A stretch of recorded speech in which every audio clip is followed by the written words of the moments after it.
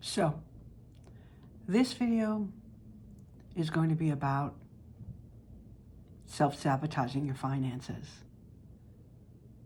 Most of Americans do this. I was just reading a whole bunch of statistics. 64% of Americans earning between 60, between 100,000 and 150 are living paycheck to paycheck.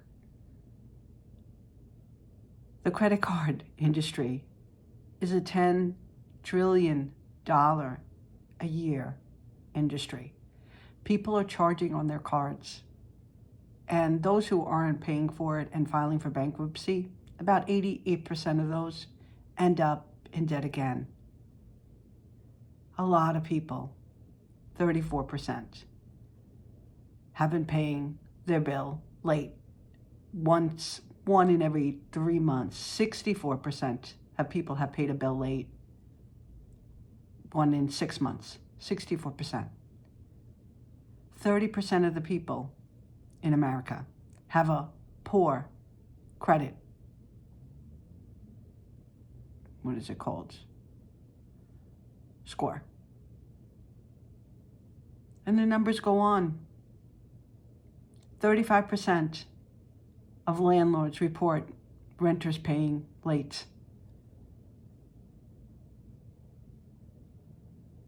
So why are people self-sabotaging? Why are people who know they have money, who are making the income in America is $74,000 a year? You can't pay your bills on time with $74,000 a year. Why are you self-sabotaging? You know you can't spend. You know you're living above your means. The percentage of people who are closeted credit card holders that don't tell their friends and their family, 34%, have no idea how much debt they're in. The average credit card debt is over $7,000, and it depends on the state. I think the highest state with the average is Connecticut. Mississippi's doing well. I think they're at 4,300. So those averages are skewed. How much credit card debt are you carrying? The second most common reason to end in relationship problems is money. Couples are hiding debt from each other. Financial infidelity happens every day. About 34% of couples. Maybe even hide a complete credit card, hide purchases, or just, buy something in their closet and literally just tuck the label away, or say, oh geez, I had that a while. What are they counting, 7 days as a while? I'm not here to judge. I'm really here to help. I want people to stop self-sabotaging. You know if you're one of the people who have a problem. You know you shouldn't be shopping. You know you should be paying your bills on time.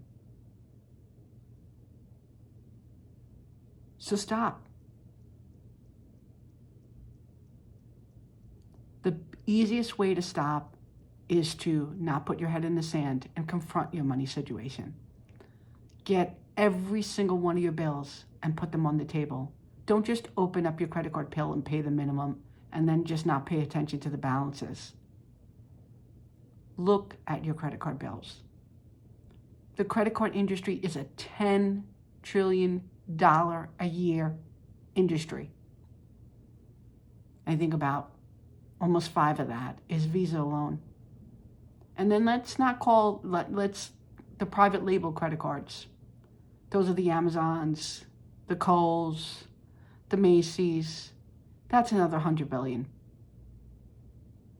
But people use Visa and MasterCard. And then, of course, there's Amex and the charge cards. That's a much smaller percentage of the market, overall market. But they charge higher fees. So they're getting it somehow. Stop self-sabotaging. Get control of your money. Stay out of the stores. Look at your bills. You want to build wealth? It's on you.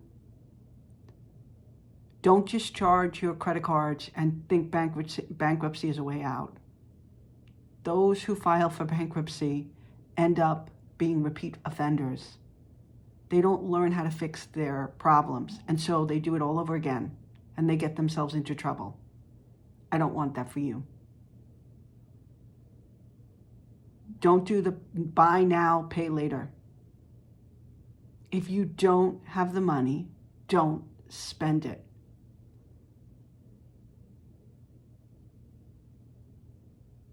It's that simple. Want to know how I became a multimillionaire? I tracked my spending. I wrote everything down. I opened up all my bills. I paid off my debts. I prioritized savings and investing. I never saw 100% of my paycheck. And it didn't take that much time. I was in debt in the early 2000s. It doesn't take as much time as people think it does. But the more you put away, the better your returns. Obviously, the better you'll do. But I didn't make a lot of money. Initially, at first, I made less than the median. Now I make over the median. But I'm near the tail end of my career, not at the beginning. I'm in the percentage that 60% of the people in my bracket are living paycheck to paycheck.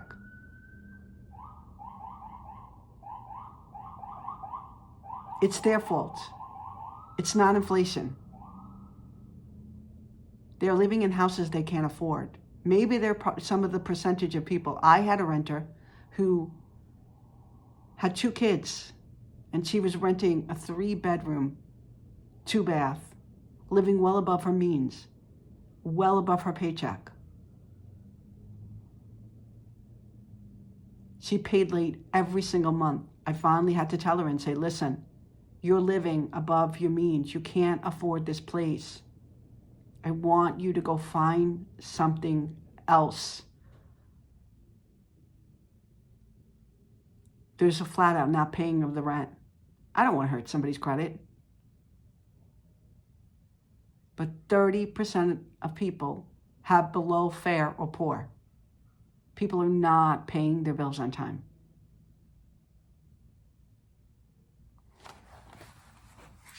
Budget your money. I don't need your money. I don't have any affiliate links on it. This is exactly what I used.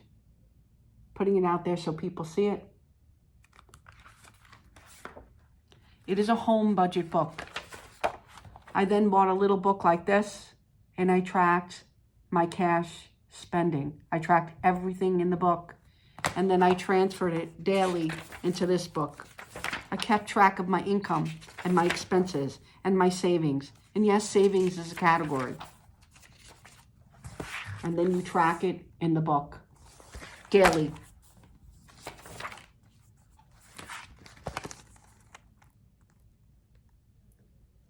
That is how you do it.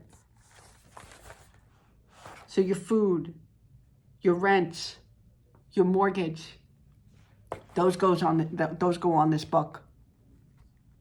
I don't care what you use. Track the income coming in and out of your life.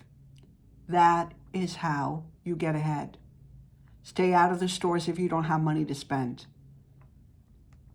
You want to feel like you're spending? Grocery is your spending money. Until you get into a position where you can afford your life, you can't afford your life. You have to make hard sacrifices if you are in debt. If you're not paying your bills on time, you can't afford Netflix. Get rid of it. Be honest with yourself.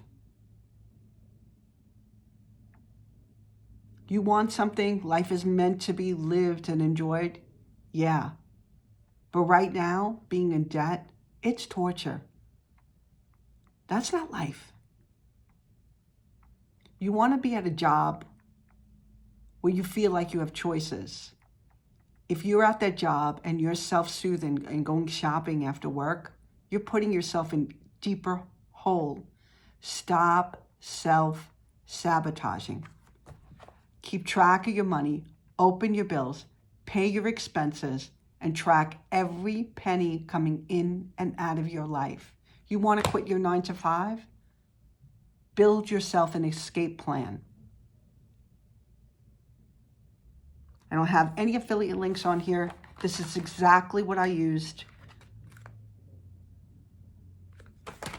A book like this, I guess they used to even call them at a glance.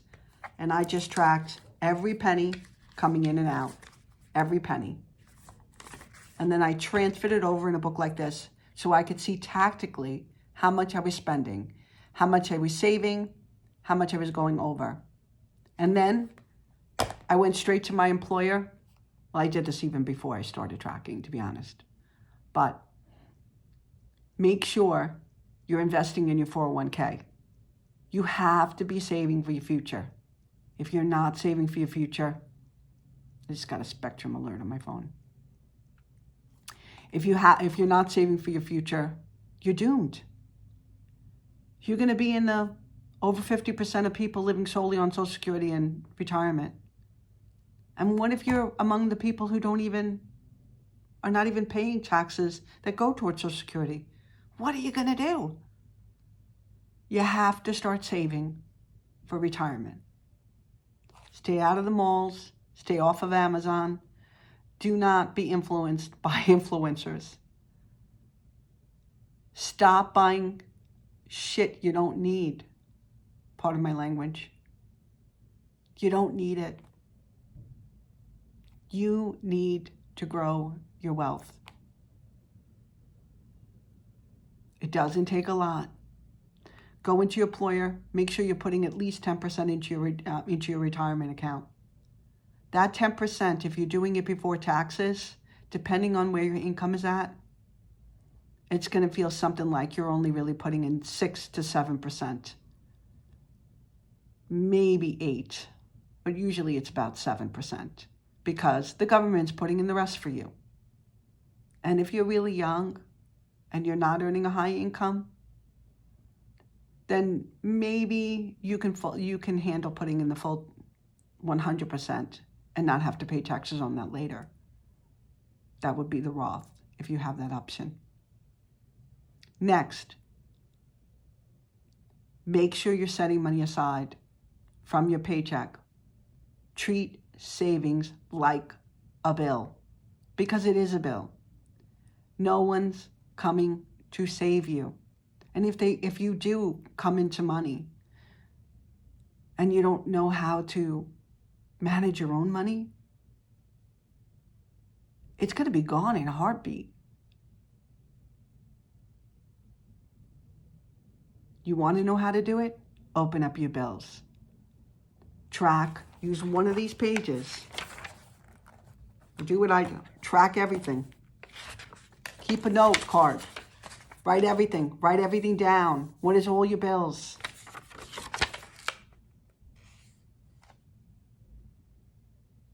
I do that. I know what my bills are. Then analyze your income.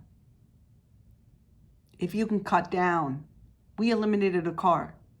So we both had a car. We eliminated a car once we could. That meant eliminating an entire insurance payment. That meant eliminating the cost of upkeep and buying another future car. So we're a one car family. We don't have two anymore. We did that early on. Public transit around me is really great. But I also knew how to ride a bike. When I first started working, I didn't have a means to get to work. I walked, I took the bus, I got dropped off. I didn't actually get a license until I was 19. And I moved out when I was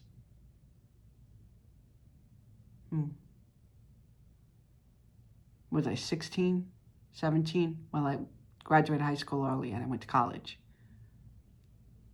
I think I came home for a few months. But I was out commuting, working, while I was going to school full time and paying my own way. Stop self-sabotaging. I know a lot of people don't even know what they owe. Figure it out. Open all your bills. Rip off the Band-Aid. There's no way you're going to become wealthy if you don't figure it out. If you don't figure out what you owe. If you don't dig yourself out. I had a lot of debt. Going back, $36,000 back in the early 2000s, it's a lot of money. Actually, it was even before early 2000. I graduated college in 1995. It took me a while to earn those last credits. And I deferred my student loans. What they don't tell you is the interest is still growing. And then I had credit card bills.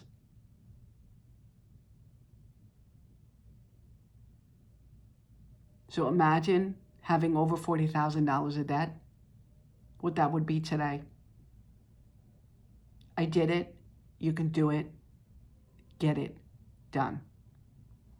This is Regina from Simply Fundamental, and I'll catch you on the next one.